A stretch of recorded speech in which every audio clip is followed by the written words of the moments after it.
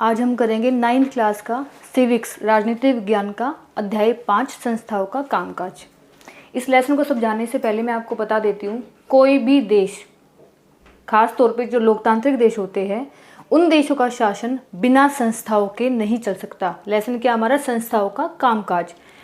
जैसे लोकतंत्र, भारत में लोकतांत्रिक शासन है, तो जो लोकतंत्र है वो अपने कार्य को बांट देता है विभिन्न संस्थाओं के माध्यम से, जिससे कि क्या होता है कि जो शासन संबंधित प्रक्रिया होती है, जो शासन चलाने से संबंधित काम होता है, वो अच्छे ढंग से संपन्न हो जाता है। तो संस्थाएं क्या होती है, जैसे भारत एक लोकतांत्रिक देश है, तो भारत में कौन कौन सी संस्थाएं हैं जो इस लोकतांत्रिक प्रक्रिया को सफल बनाती है। विधानमंडल, कार्यपालिका और न्यायपालिका। विधानमंडल कानूनों को बनाता है, कार्यपालिका उसको लागू करती है और न्यायपालिका न्याय प्रदान करने का काम करती है। तो इस लेसन में हम विभिन्न संस्थाओं और उनके कामकाज के बारे में, हमारे देश के जो मुख्य अधिकारी है, जो सबसे मुख्य पद है, जैसे राष्ट्रपति, प्रधानमंत्री, शासन से संबंधित, कानून बनाने से संबंधित संसद, उनके विषय में हम अध्ययन करेंगे। तो जो मुख्य बिंदु इस लेसन में हम देखेंगे वो क्या है।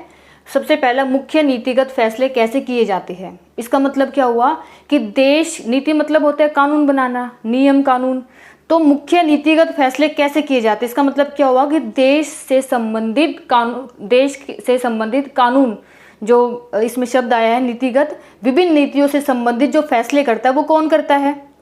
उसके बारे में हम देखेंगे मंडल आयोग साथ साथ बता ही देती हूँ मैं इसके बारे में। मंडल आयोग क्या है, बीपी मंडल की अध्यक्षता में, बीपी जो मंडल थे वो इसके हेड थे, इसके प्रमुख थे इस आयोग के। तो जो बीपी मंडल थे उन्होंने 1979 में एक पिछड़ी जाति आयोग का गठन किया था, जिसका संबंध था पिछड़ी जातियों से। तो इसका जो गठन था 1979 में हुआ था और इस आयोग ने 1980 में अपनी सिफारिश दी थी कि इस आयोग में किन किन चीज़ों को शामिल किया जाएगा, किन किन बातों को शामिल किया जाएगा। वो जो सिफारिश थी वो इसने दी थी एक साल बाद। 1979 में इसका गठन हुआ था और 1918 में इसने अपनी सिफारिश दी थी। और सिफारिश क्या थी, क्या मुख्य बिंदु थे इस आयोग के, कि पिछड़े वर्गों के लिए, जो पिछड़े वर्ग है, समाज के जो पिछड़े वर्ग है, उनके लिए 27% आरक्षण।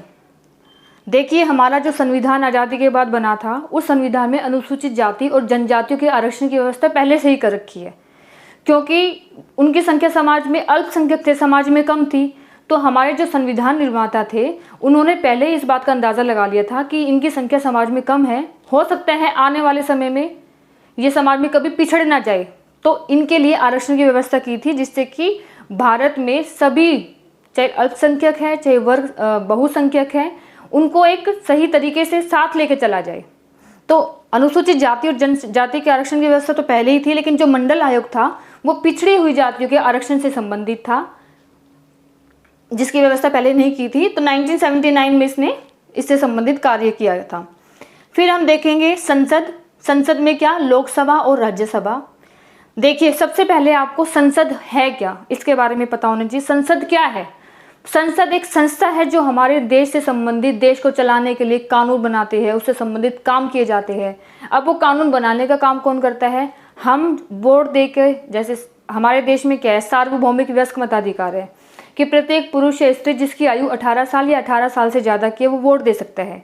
हम वोट देते हैं, हमारे वोट के द्वारा हमारे नेता चुने जाते हैं और हमारे नेता कहाँ जाते हैं चुनने के बाद, संसद में। अब देखिए, भारत इतना बड़ा देश है, इतनी ज़्यादा जनसंख्या है, तो कोई भी व्यक्ति, अगर कोई भी फैसला लिया जाता है तो इतने बड़े देश की जनसंख्या पे हम ये नहीं छोड़ सकते, क्योंकि अरबों में जनसंख्या है और हर एक के विचार एक दूसरे से अलग होते हैं। तो इसके लिए क्या किया है कि पूरे लोकतंत्र मतलब जनता का शासन, लोगों का शासन। तो इस बात को ध्यान में रखते हुए कि लोगों को ही मुख्य प्राथमिकता दी जाए, मतलब देश का जो शासन चलाया जाएगा वो लोगों के द्वारा होगा, केंद्र बिंदु तो व्यक्ति होगा। व्यक्ति ही अपने वोट के द्वारा, जो सार्वभौमिक वयस्क मताधिकार है, उसके द्वारा अपने नेताओं को चुनेंगे।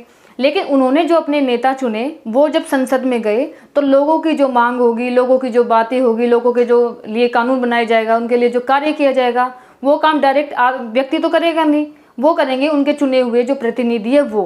तो उनकी जो मांग रखी जाएगी, उनके लिए जो कार्य किया जाएगा वो करेंगे उनके प्रतिनिधि। वो प्रतिनिधि कहाँ मिलेंगे, वो मिलेंगे संसद में। तो सबसे पहले आपको संसद के विषय में पता होना चाहिए, संसद क्या है और संसद की आवश्यकता, मतलब उसकी हमें ज़रूरत क्यों है। अगर मान लो संसद हो ही ना किसी देश में, जैसे भारत है, भारत में आप सोच के देखिए, अगर संसद नहीं होगी तो क्या होगा? कुछ होगा ही नहीं, कानून संबंधित कार्य ही संसद करती है। तो संसद का होना बहुत इंपॉर्टेंट है, महत्वपूर्ण है। अब संसद क्या करती है, संसद की आवश्यकता क्या है? सबसे पहला, किसी भी देश में कानून बनाने का सबसे बड़ा अधिकार संसद को होता है। ये मैंने आपको अभी बताया, किसी भी देश में जो कानून बनाने का अधिकार होता है, जो एक सबसे बड़ा अधिकार माना जाता है, वो अधिकार किसको होता है? संसद को होता है। इनको बोलते हैं, इन सभाओं को विधायिका कहते हैं। संसद के पूर्ण समर्थन की स्थिति में ही सरकार चलाने वाले फैसले कर सकते हैं। उसके बाद आता है हमारा, सरकार के हर पैसे पर, सरकार का जो भी पैसा है कहाँ लगेगा, किस को कितना दिया जाएगा, वो सारे फैसले करती है संसद। उसके बाद सार्वजनिक मसलों, सार्वजनिक मसलों मतलब देश, सार्वजनिक मतलब सार्व मतलब सबसे, जनिक सार्वजनिक सबसे जुड़ा, देश से जुड़ा हुआ जो मुद्दा होगा, जो मसला होगा, सार्वजनिक मसलों और किसी देश की राष्ट्रीय नीति पर चर्चा और बहस के लिए संसद ही सर्वोच्च संघ है। मतलब क्या हुआ इसका, कि सार्वजनिक मसलों, देश से जुड़ा कोई भी मुद्दा होगा, किसी देश की राष्ट्रीय नीति पर चर्चा या किसी देश से संबंधित किसी कानून पर जब चर्चा की जाएगी, तो उसके लिए जो सर्वोच्च, सबसे प्रमुख, सबसे ऊंचा सदन है वो है संघ है जो संसद। संसद लोकसभा और राज्यसभा दो से मिलकर बनती है, लेकिन अगर हम इसके बारे में अगर हम ये कहें कि संसद का निर्माण किससे होता है, तो लोकसभा प्लस राज्यसभा और प्लस राष्ट्रपति, ये तीनों मिलकर संसद का निर्माण करते हैं। लोकसभा, राज्यसभा और राष्ट्रपति। कोई संसद के जितने भी फैसले लिए जाते हैं कानून से संबंधित, वो बिना राष्ट्रपति के मंजूरी, जब तक उसको राष्ट्रपति की स्वीकृति नहीं मिलती, मंजूरी नहीं मिलती, तो कोई भी फैसला संसद अकेले नहीं कर सकती। अब आता है कि संसद में क्या क्या होता है। संसद के दो सदन होते हैं, संसद के दो सदन होते हैं, एक होता है लोकसभा और एक होता है राज्यसभा।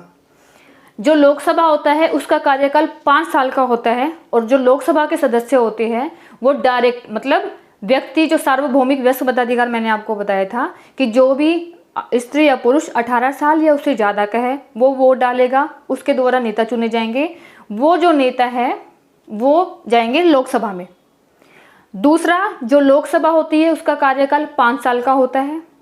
तीसरा, लोकसभा के सदस्य बनने के लिए जो न्यूनतम आयु है कम से कम 25 वर्ष होनी चाहिए। चौथा, जो लोकसभा है वो एक अस्थायी सदन है, मतलब उसको कभी भी भंग किया जा सकता है। लोकसभा अस्थायी सदन है। उसके बाद हमारा 5th पॉइंट आता है कि जो लोकसभा होती है उसको लोअर हाउस, मतलब निचला सदन भी कहा जाता है। लेकिन निचले सदन का मतलब ये नहीं है कि इसको कम पावर है, इसके पास कम शक्तियां है, ये सिर्फ इसका एक नाम रखा गया है, निचला सदन। उसके अलावा लोकसभा की सदस्य संख्या कितनी होती है? लोकसभा की सदस्य संख्या होती है टोटल 552 होती है। 530 सदस्य राज्यों से आते हैं, जो 20 सदस्य होंगे वो केंद्र शासित प्रदेशों से आते हैं। बाकी बचे जो 2 सदस्य होंगे उनको राष्ट्रपति मनोनीत करते हैं। और किनको करते हैं वो 2 सदस्य कौन होते हैं? Anglo Indian. ठीक है। उसके बाद आता हमारा राज्यसभा। राज्यसभा जो होता है, सबसे पहला तो क्या कि इसको, लोकसभा को हम निचला सदन कहते हैं तो राज्यसभा को ऊंचा सदन बोलेंगे। जो राज्यसभा होती है उसके कार्यकाल होता है 6 साल का, लेकिन ये एक स्थायी सदन है। स्थायी सदन कैसे है? क्योंकि इसको भंग नहीं किया जाता। हर 2 साल बाद इसके 1/3 सदस्य जो होते हैं वो सेवानिवृत्त हो जाते हैं, रिटायरमेंट हो जाती है उनकी, रिटायर हो जाते हैं, लेकिन इसको भंग नहीं किया जाता। कार्यकाल 6 साल का है, इसको ऊंचा सदन बोलते हैं। और राज्यसभा के सदस्य बनने के लिए जो न्यूनतम आयु है वो 30 वर्ष होनी चाहिए। उसके अलावा इसकी जो सदस्य संख्या होती है वो 250 होती है।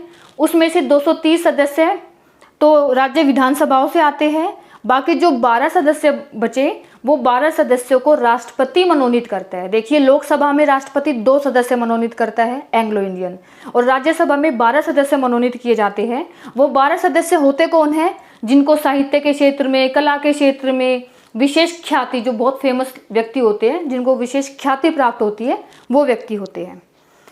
अब दूसरा क्या कि जो भी विधेयक संसद में लाया जाता है, जो भी विधेयक संसद में लाया जाता है वो पहले लोकसभा में जाएगा।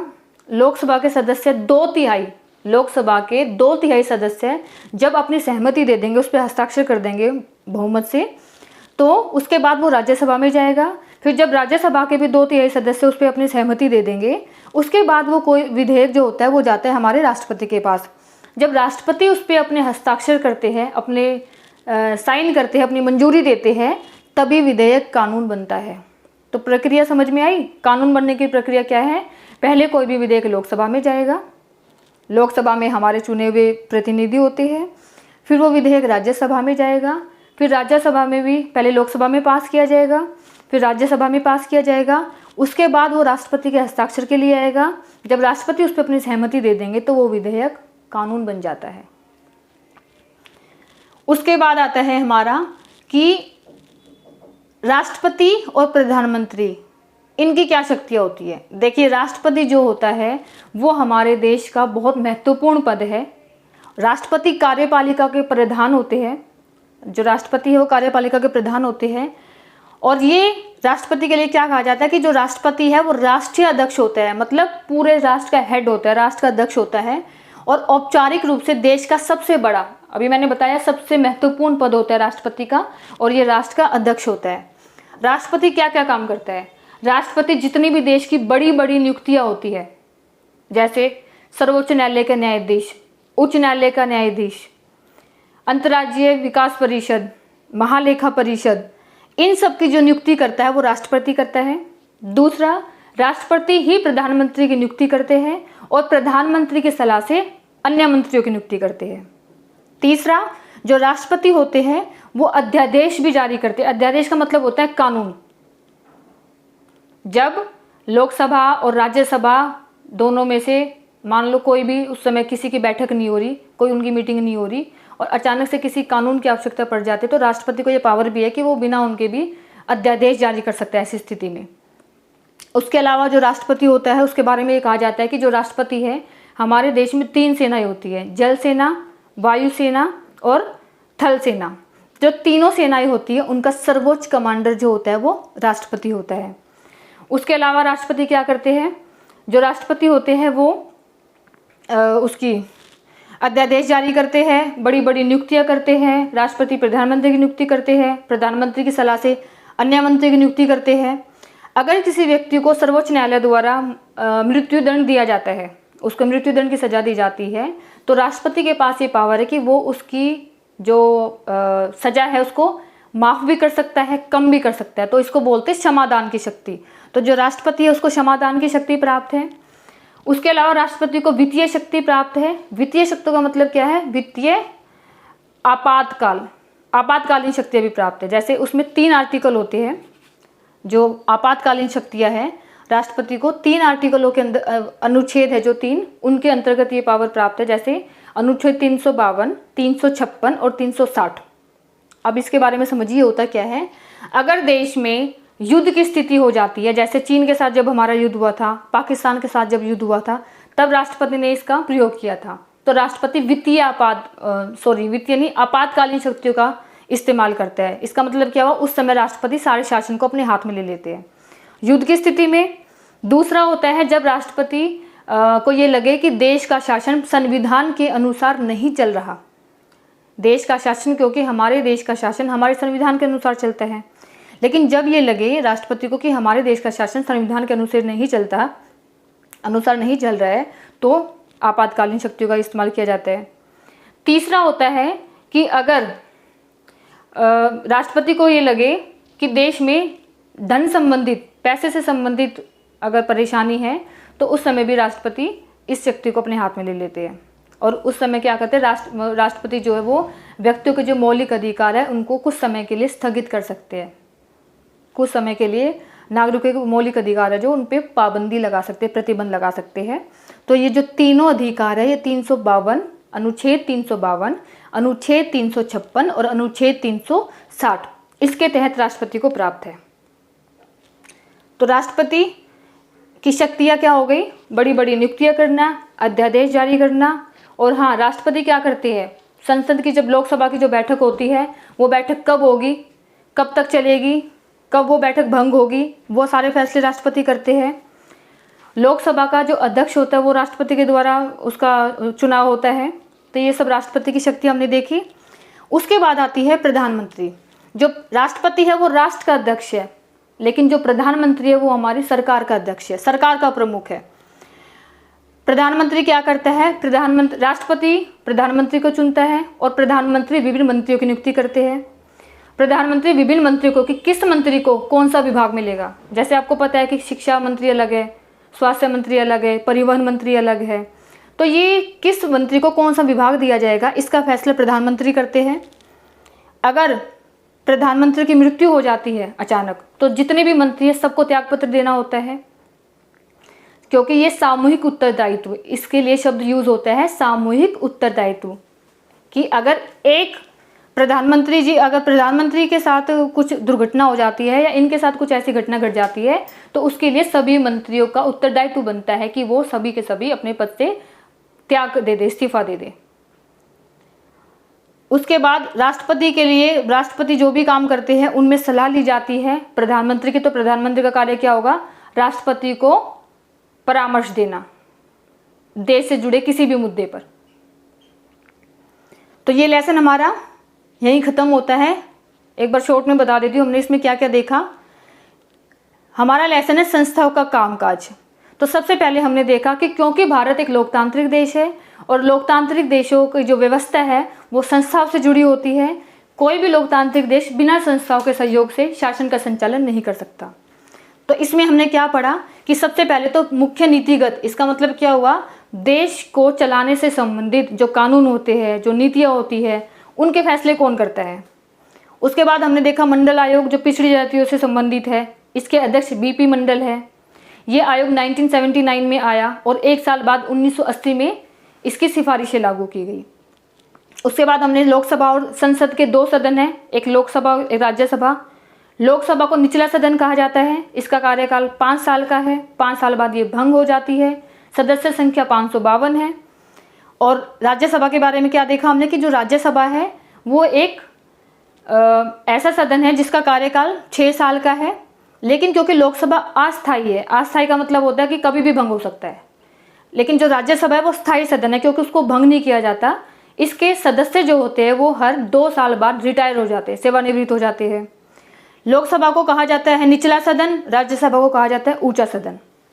इसके जो लोकसभा का सदस्य बनने के लिए जो न्यूनतम आयु है वो 25 साल होनी चाहिए, 25 वर्ष। जो राज्यसभा है उसका सदस्य बनने के लिए जो न्यूनतम आयु है वो 30 वर्ष होनी चाहिए। तो इनके बारे में हमने अध्ययन किया अलग अलग। उसके बाद संसद की आवश्यकता, देश में कानून संबंधी प्रक्रिया को आगे बढ़ाने के लिए, देश के कानून संबंधी जो ढांचा है उसको आगे बढ़ाने के लिए हमें संसद की आवश्यकता है। संसद के बिना लोकतांत्रिक देश का संचालन बहुत मुश्किल है।